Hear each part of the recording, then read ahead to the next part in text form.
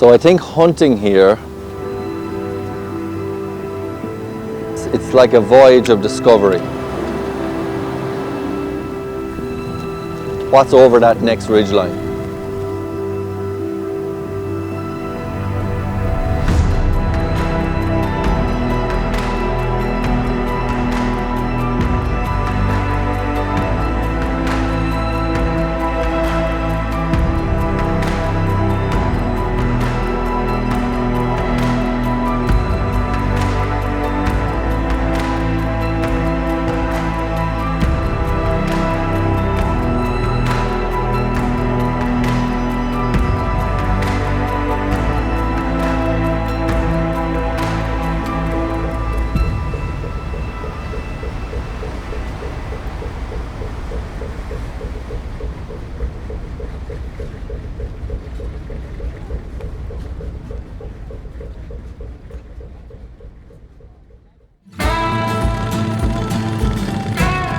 First morning on the caribou hunt. Myself, Yuka and Michael are heading for those Greenlandic hills. They look promising. Yesterday we worked our way north out of Nuuk in our ship, which is the KISAQ. Took about 8 hours to get where we are now. And then we had our dinner last night, made a plan for this morning, got a good night's sleep, and then it's up early and head for the hunt.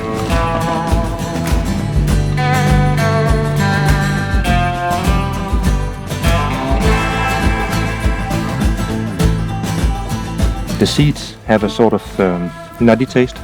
People just eat them like that. They're really nutty, aren't they? Yeah, they are. And like a sweet hazelnut. It's amazing, Michael, that the skyline has like all these rocks in it. They look like people, like almost on guard. Yeah, exactly. I presume they're natural, are they? Or? Yeah. Whenever we have a large rock in the middle of nowhere, it's been put there by ice. Okay, yeah. So all of this is glacial carved.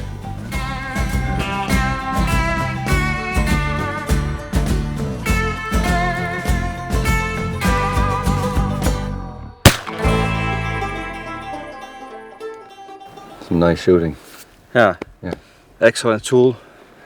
About 60-year-old single shot shotgun, 20 gauge from Beretta. Nice. Good work. It's a good way to start the day. Yeah. Rock ptarmigan. That's the one kind of ptarmigan we have in Greenland. I think it's one of the best birds that you can eat. Yeah. Very dark meat. Yeah. Good.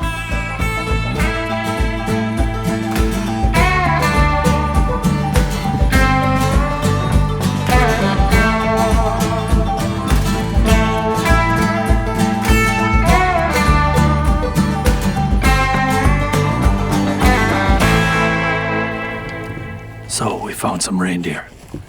The plan is they're about 900 meters away.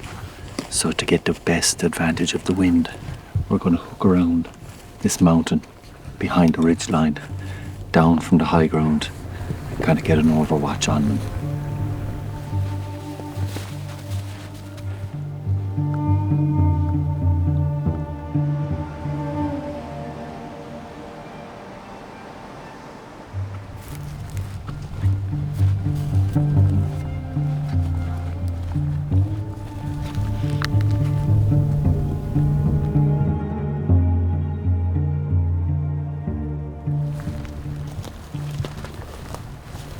We've located the bull now across this valley. We've stalked into a very good shooting range, and Yuka's going to take the shot. If there's a chance for a follow-up shot, I might take a smaller animal below us. Let's see.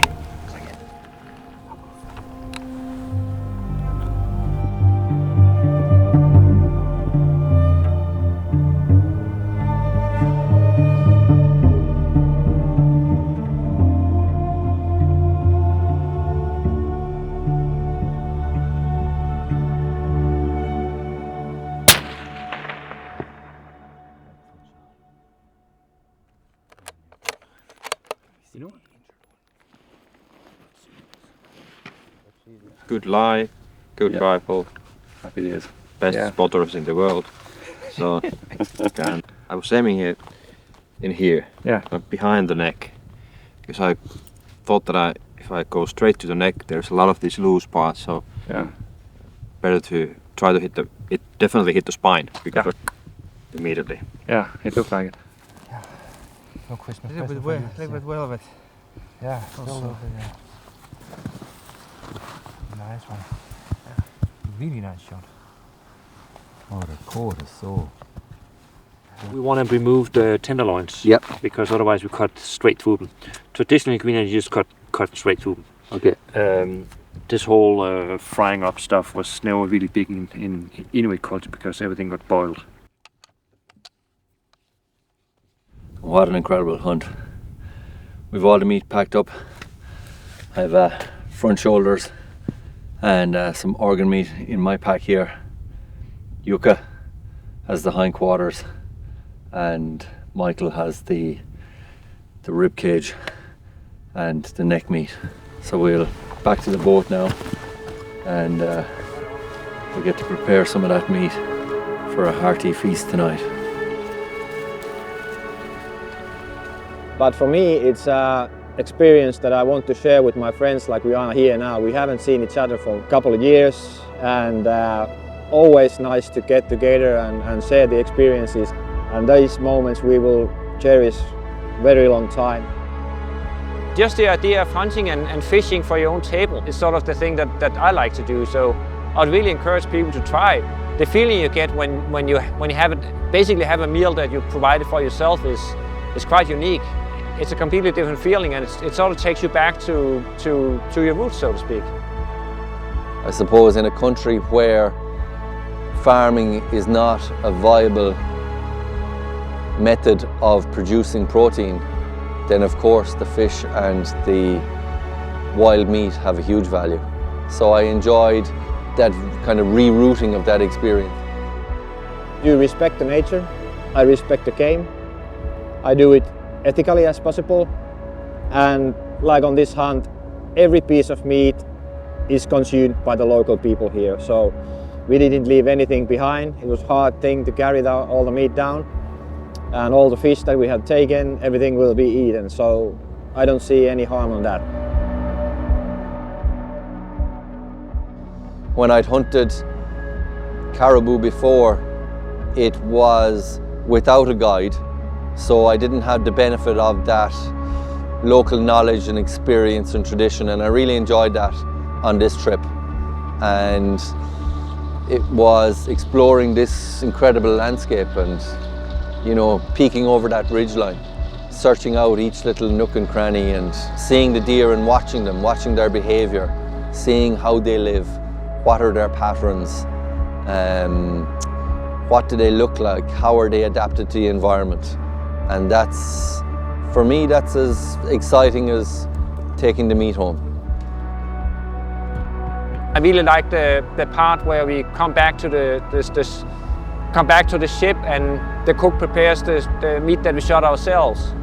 I really like showing people all the herbs and everything we have up here that we use for cooking. So again, it's a way of sharing our lifestyle, and I think that's important.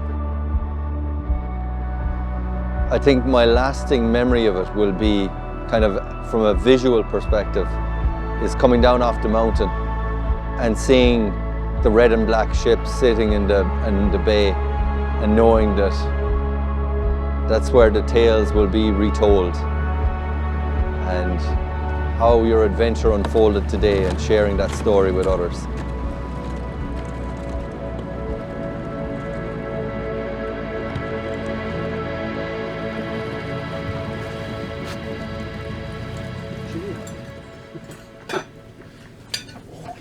Ready to pair. Oh! You see that? Get in, see that? It just dropped. Dropped like a sack of spuds. And we found an old, well, what Michael was saying. What's the fascinating thing about home? Living on a boat? And I think that it's really the hub or the center of the hunt. It's your launch pad. It's where you bring back your news. At Spartan we like to interview everybody. Nick's making a film and it's really good to get different people's perspectives on what we do. And this has been an extremely, an amazing adventure actually, in an amazing environment with some amazing people. And one of these amazing people is Sheila here, who cooked for us and did a beautiful job at keeping us fed for the last few days on game and the fish that we caught. And Sheila was a vegetarian. She's not a vegetarian anymore. Why I'm adding that element in, I don't really know, but it's an interesting aspect. I haven't asked actually, Sheila, why were you a vegetarian? Tell us that. I was a vegetarian because I didn't think that any animals should die on my behalf. That's an honest answer. Yeah. So, yeah, I thought that if I could eat anything else but animals, then why not do that? So what turned you back to become a meat eater? It was difficult for me to be a vegetarian because I was the only one at that time. I mean, now there's a movement of vegans and vegetarians and it's way easier now. Yeah. It wasn't back then, and I just felt tired actually. Yeah. My body needed the meat, I could tell, so.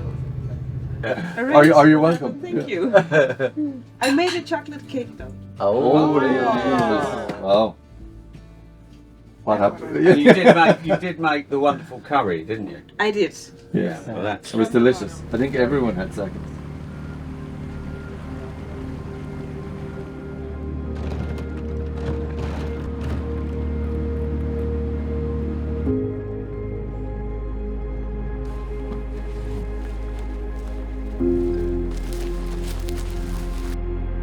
Hunting here is kind of fulfilled a little bit of a bucket list item, to be honest. This is very different, you know, you are self-sufficient from the point of being dropped off to the point of being picked up by the boat. And I think it's quite a wholesome experience. Hunting, I've enjoyed the way they hunt here. It's much more grounded in kind of society as well. It's not something that's ostracized here, which it is in lots of other parts of the world, which I don't appreciate. But here, it's a way of life. We're in a beautiful part of Greenland. Well, I haven't seen an ugly part of Greenland, frankly. The last time I was here was about 12 years ago when I was doing some first ascents. So for me to be here this time of year has been pretty incredible. This place, if you know what you're doing, there's a lot to harvest. We had a lovely lunch of ptarmigan yesterday. It was a bit of a surf and turf moment with Arctic char cooked on the riverbank over some hot stones that Noah and I did, and that was simply wonderful. Today we want to culminate it by harvesting ourselves a caribou. Not into the trophies, not fussed about that. I want the meat, so more to follow. See you later.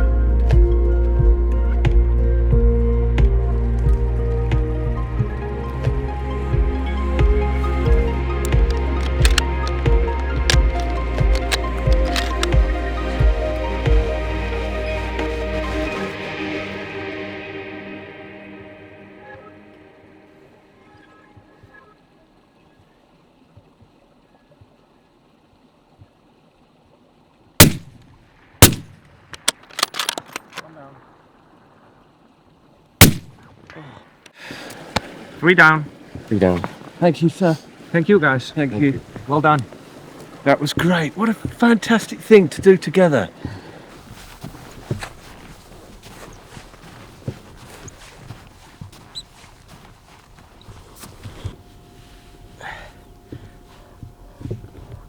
They were gone, so I couldn't get hold of them. Okay, yeah, done. We know that we're in the... Yeah. They're okay. That's good. So this is the Greenlandic way of carrying caribou. You see we have this, the front half of the caribou tied up here to a headband, and then the rear part of the caribou you just hang from your, put on your shoulders. It's almost like having a child on your shoulders. Actually feels quite good, though I don't know what it's like by the time I get down to the ship, but we'll give it a go. What a fantastic day. Unbelievable.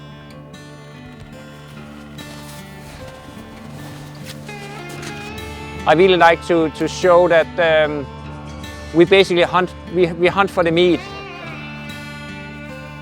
I won't say that our lifestyle is under threat, but it's not always well understood.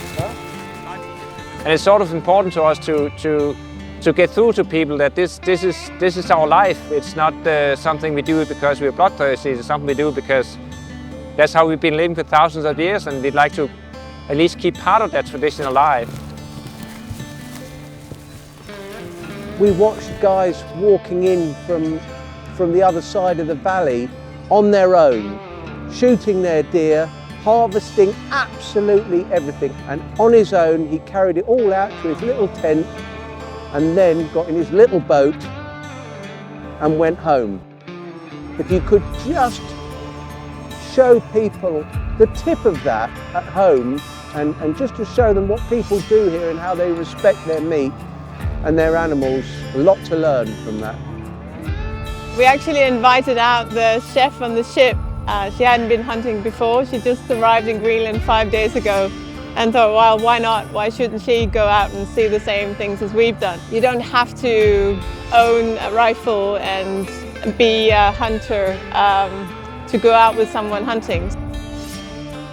You will find a way if you want to do it, then you will find a way. And hunters are very social and helpful guys and girls, so be nice to them and they will take you to places that you never could imagine.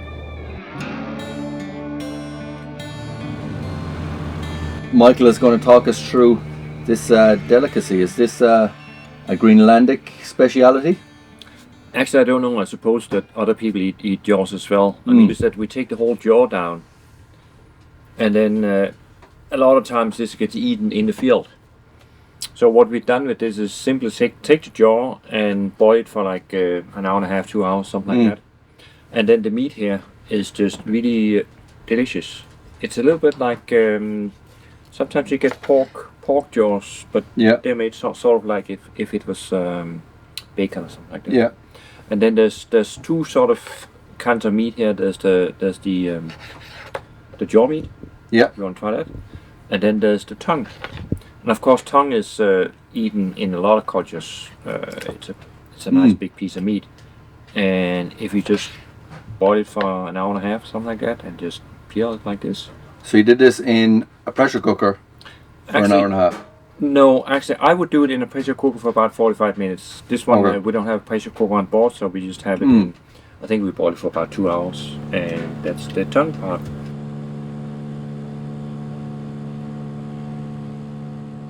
I can recommend best drink to go with it. You need this for digestion afterwards. So. And you also can't eat it without a javelin bipod. Really is tongue in cheek. Cheers, guys. Come on, boys. Live performance.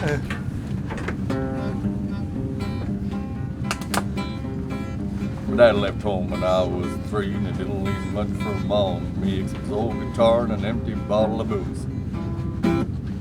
Tossed the thought it was quite a joke and got a lot of laughs from lots of folk, but seems I had to fight my whole life through. Well, some girl would giggle and I go red, and some guy laughing I bust his head, I tell you. Life ain't easy for a boy named Sue. Woo!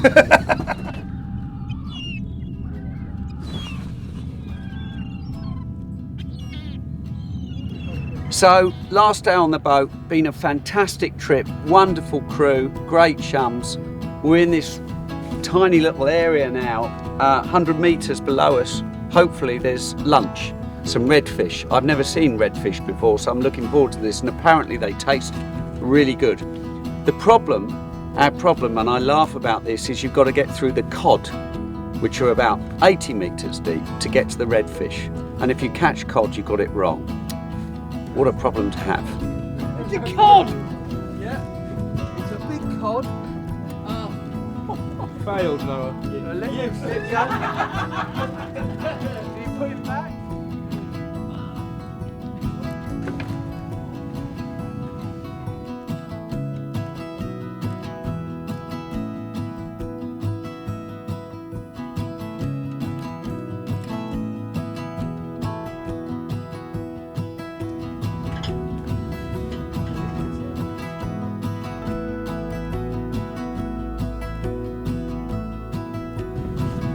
Protein-rich environment.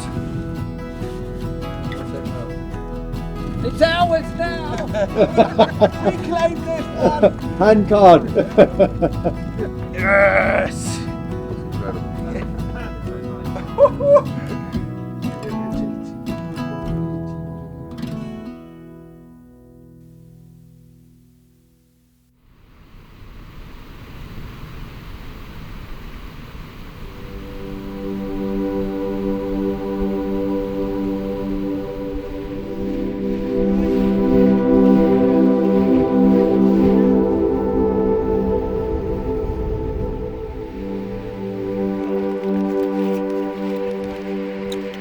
We have no plan. No, the plan is to walk up this river system about 5 kilometres, find a few pools, hopefully winkle out a few Arctic char. Maybe our Will here can shoot a ptarmigan and we can have a ptarmigan Arctic char lunch with all of these wonderful berries that are everywhere and some good company. And I'm sorry if that disappoints. You're watching the wrong video.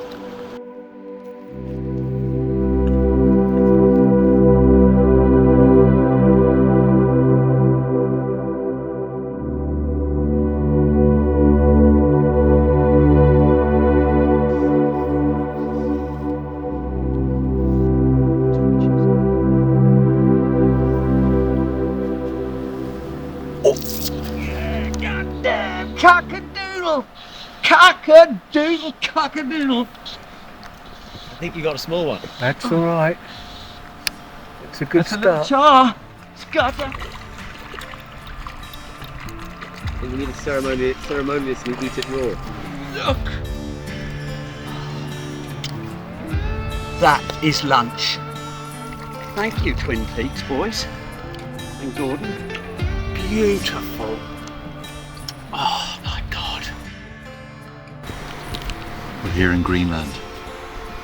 We're after coming up a fjord and then dismounting from the boat. And we're after coming up along this little valley and there's a lake at the top. But on the way to the lake, we're after finding a pool of char. And these Arctic char are some of the best eating that you can get. And I'm no fisherman, but this is just addictive stuff.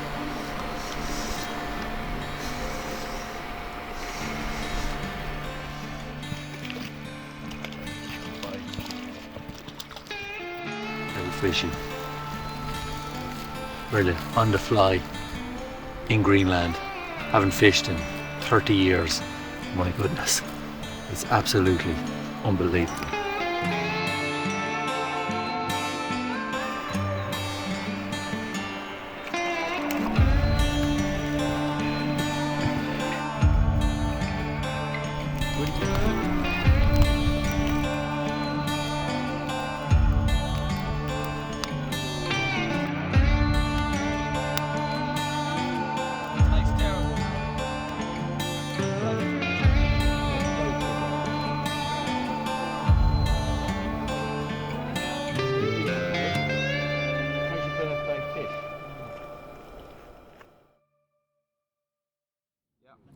So guys, we've had an epic time with some epic people on this wonderful boat run by a wonderful captain, and I cannot tell you how many boxes we've ticked in the last few days. It's just been one adventure after another. Greenland is like, I didn't really know what to expect. I spent a lot of time in the Arctic, but this has got a different flavour to it, and it's just, I'd encourage anybody that gets the opportunity to come to Greenland to come and give it a go. Look at this behind me. magic place. But get a good crew to come along with and you can do anything. I think our lives all have come out a lot richer from this. Every day Greenland has come up with surprises that I just wasn't expecting, in a good way. But the richness of this country, the culture, the people, although there aren't many of them, they're great to embrace. And I think people that live in an environment such as this, that's very unforgiving, tend to be more in tune with what's really important out there, what's really valuable. And maybe in our modern society where everything is so easy, so accessible, and the COVID's been a great lesson for me, how people probably, it's going to sound a bit silly, but overvalue life, right? We're here for a limited period of time. Make it as rich as you possibly can. Try not to hurt anybody on the way, and learn and pack it full. A bit overwhelming, really, to be honest. I wish my son had been here. So, you know, I don't know. Well, I do tear up a bit occasionally, I must say. But I have to say, I regret not having my son, my oldest son, here, because it's been just unbelievable.